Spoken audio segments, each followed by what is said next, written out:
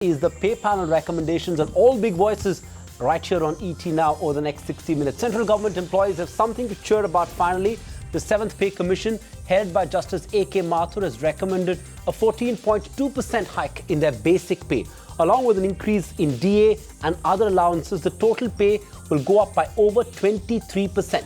The minimum salary is being raised to 18,000 rupees, while the maximum monthly salary has been capped at 2.5 lakh rupees. The new salaries, which will come into effect from the 1st of April 2016, if the government accepts these recommendations, will boost demand and come as a big boon for consumer durable companies that have been battling a downturn. Within minutes of the report being submitted, Justice AK Mathur told ET Now that the hike has been arrived at after taking into consideration the price rise and the state of the economy.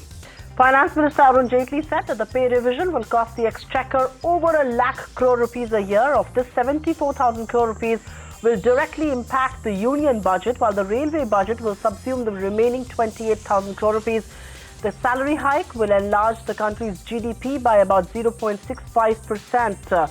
That's how expenditure is going to rise. The FM said that nearly 47 lakh employees will benefit from the pay revision. The government has already constituted an implementation committee headed by the Finance Secretary to give effect to the recommendations. The much-awaited pay panel report and what it means for the government employees and the country's exchequer, investments and consumption is a top story right here on Business Tonight. There will be now an implementation secretariat which is created, which is headed by the expenditure secretary, who's also the finance secretary, which will start working forthwith on this. There will be a separate empowered committee, which is normally headed by the cabinet secretary, where different departments of the government which are concerned with this recommendation, their heads are members. The total monetary impact of this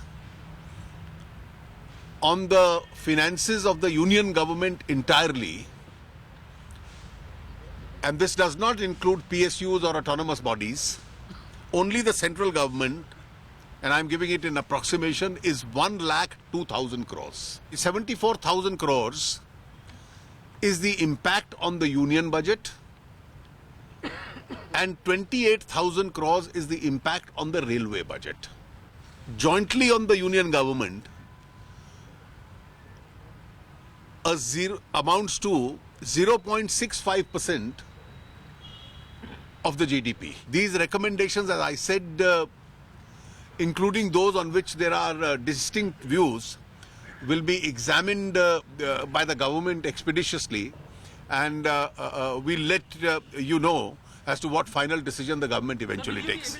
Find us on Facebook at facebook.com/ETNow, and don't forget to click the like button. You can also follow us on Twitter at ETNowLive. To stay updated with all our programming, hit the subscribe button on our YouTube channel by logging on to youtube.com/user/ETNow.